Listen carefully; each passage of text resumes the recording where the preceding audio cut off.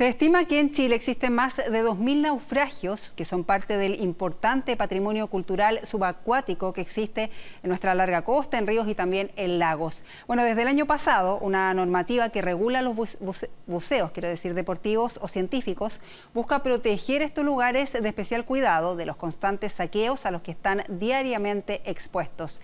El siguiente informe es de Nicolás Arce y Joaquín Lavé. Cerca de 100 naufragios han sido identificados en la bahía de Valparaíso. Y cada uno de ellos es como una pieza de puzzle para entender nuestra historia.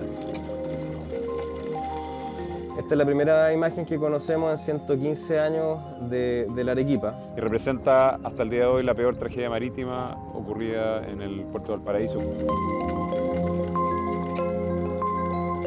Sin embargo, estos importantes sitios arqueológicos enfrentan una desigual lucha por mantenerse en el tiempo a salvo de los saqueos y la destrucción.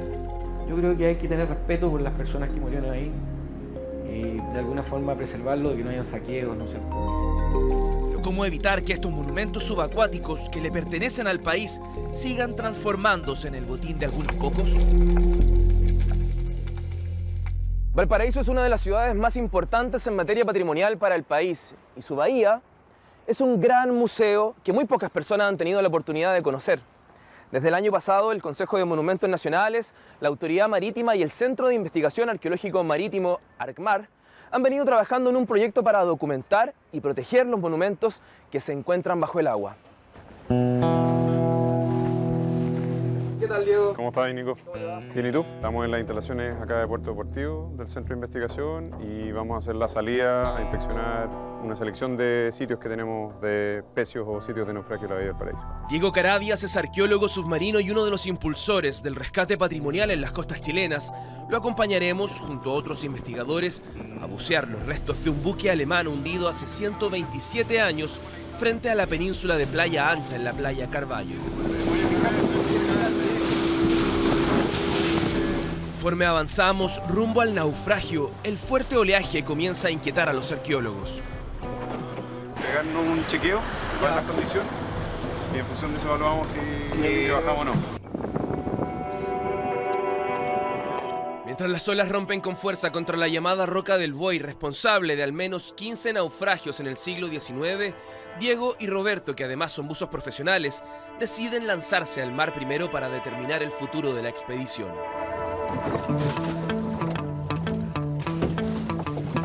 Los investigadores descienden con una cámara submarina para registrar algunas imágenes y ver el estado del barco hundido.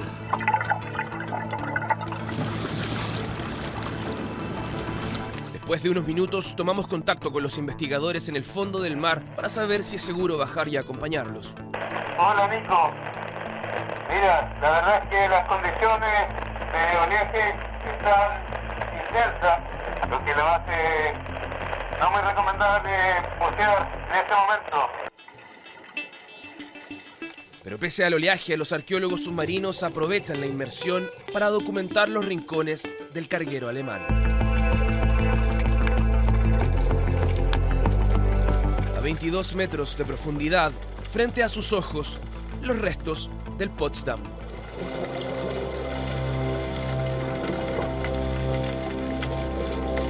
Hundido el 18 de enero de 1891 durante la guerra civil que enfrentó a balmacedistas y congresistas, esta embarcación de 73 metros de eslora cumplió un importante rol como puente comercial entre Chile y Europa a fines del siglo XIX. Entre los oxidados vestigios del Potsdam, hoy hogar de criaturas marinas, aparecen trozos de losa de distintos tamaños y tipos. Incluso en uno de sus compartimientos, 2 botellas, presuntamente de vino, permanecen todavía intactas al impacto del buque contra el rocoso fondo marino.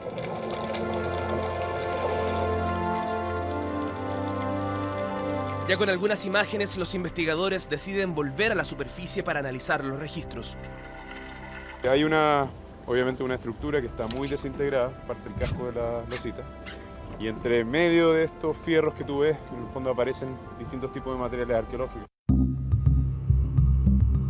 Así pudo haber lucido el Potsdam recalado frente a la bahía de Valparaíso de regreso de uno de sus viajes al norte de Europa a fines del siglo XIX. Este velero se encargaba de llevar cargamentos de salitre y volver con distintos productos importados. De eso se sabe muy poco y nos cuenta un poco lo que eran los bienes de consumo importados desde Europa a fines del siglo XIX, como en este caso el de la Potsdam. En tierra, la arqueóloga y profesora de la Universidad de Chile, Isabel Cartagena, nos explica algunos de los hallazgos que los investigadores han documentado en el Potsdam. Si tú te fijas, ¿no es cierto? Esto que parecieran rocas son en realidad bloques de cemento. Ahora, ¿qué es lo que pasó? Este barco venía cargado, ¿no es cierto?, con barriles que contenían el cemento.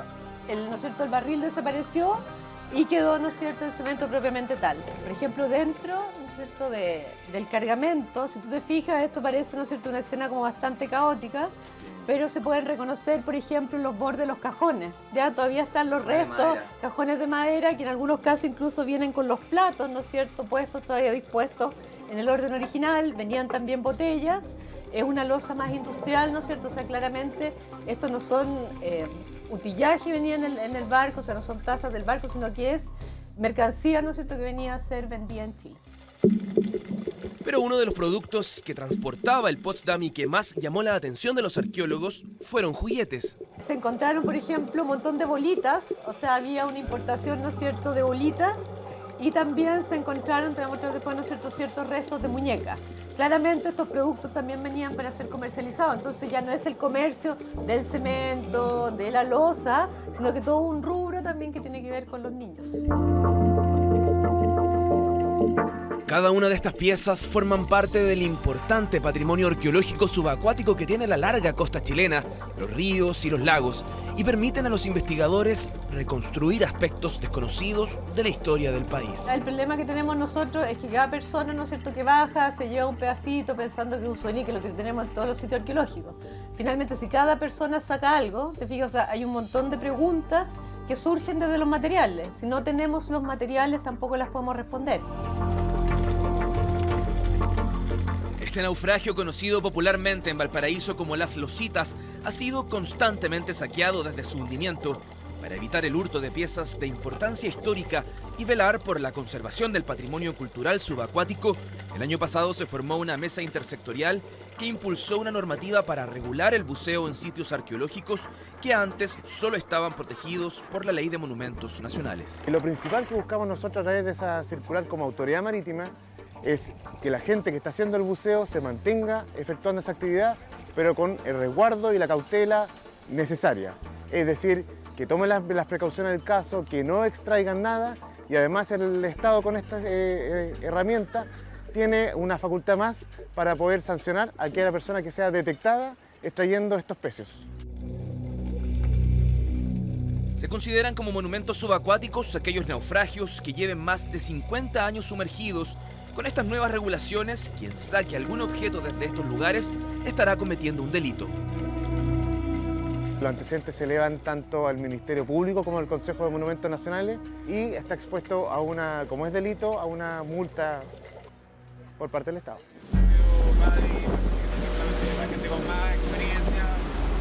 Pero antes de llegar a tierra con las imágenes obtenidas en el Potsdam, Diego detiene la lancha para contarnos sobre el naufragio más terrible que recuerde la historia de esta bahía. Finalmente, Nicolás, llegamos al lugar preciso donde se hundió en 1903 el vapor Arequipa, un vapor británico de la Pacific Steam Navigation Company, la PSNC, y representa hasta el día de hoy la peor tragedia marítima ocurrida en el puerto de Valparaíso, con sobre 100 personas que fallecen durante el hundimiento. Debido a la profundidad y al complicado lugar en el que el vapor Arequipa descansa sobre el fondo marino luego de hundirse en un temporal, esta nave de 106 metros de eslora y cuya única fotografía conocida es esta, jamás ha sido buceado. Todos estos años se desconocía absolutamente la posición de la Arequipa. Incluso fue tan cerrada la noche esa tormenta que no se sabe si el barco logró salir o se hundió. De hecho, un montón de gente, digamos, especula que el barco logró salir y no hubo accidente. Pero poco a poco empiezan a aparecer en la costa elementos del vapor y obviamente cadáveres, y eso hace que se entienda que en el fondo ha ocurrido esta tragedia. En el el año 2015, los arqueólogos de Arcmar, gracias a instrumentos de medición con ondas sonoras, lograron dar con la ubicación del vapor inglés. Hoy, este gigante de 1.378 toneladas luce así. Esta es la primera imagen que conocemos en 115 años de la Arequipa. Se ve que el barco todavía se mantiene bien estructurado.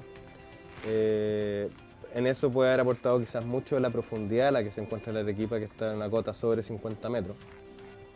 Lo que hace que de alguna forma esté menos expuesto a buceos deportivos o actividades de buceo sobre el barco. Además de estar en una zona donde ya prácticamente no fondea nadie en Valparaíso porque es el canal de acceso al puerto. Cecil Fortes, empresario, ha dedicado varias horas de su vida en investigar las causas del hundimiento del vapor Arequipa la tormentosa noche del 2 de junio de 1903 por una razón muy personal. Mi abuelo se llamaba Harry Harold Ford, era el primer oficial del barco. Desconozco, me imagino que haber tenido unos 25 años de edad en esa época.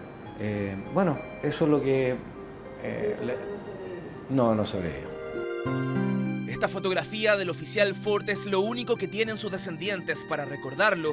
Mientras él moría en Valparaíso, su hijo, el abuelo de Cecil, nacía en Inglaterra.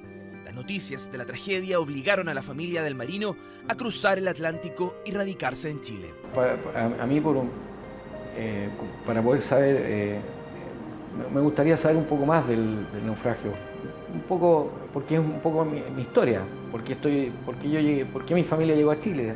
Yo creo que hay que tener respeto por las personas que murieron ahí y de alguna forma preservarlo, de que no haya saqueos, ¿no es cierto? Hay algunas publicaciones que dicen que el barco llevaba oro, sin embargo en el manifiesto carga que yo no lo figuraba.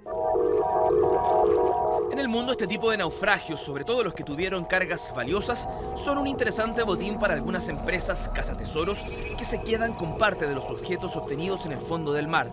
Algo que también ocurre en nuestro país. Detectaron el lugar, la ubicación exacta, a los 9,5 metros que los separaban del Oriflama y lograron el permiso de la Dirección del Territorio Marítimo de extracción de un resto náufrago. El Tribunal de Curepto les otorgó la propiedad del hallazgo, todo iba a la perfección, pero en el plan de búsqueda no estaba contemplado el Consejo de Monumentos Nacionales, que catalogó el barco y su carga de arqueológico y por ende, propiedad del Estado de Chile.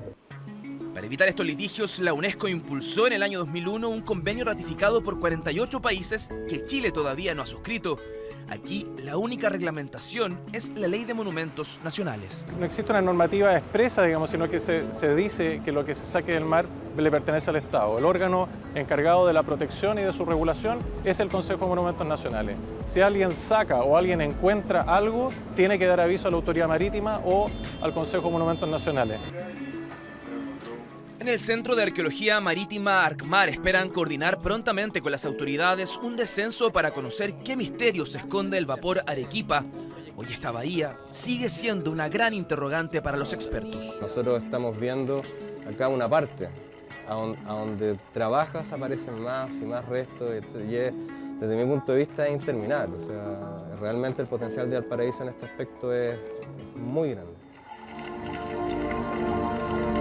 Actualmente la Autoridad Marítima trabaja en un catastro de naufragios y sitios de interés patrimonial subacuáticos en todo el país que permitan reconocer y custodiar estos silenciosos actores de nuestro pasado.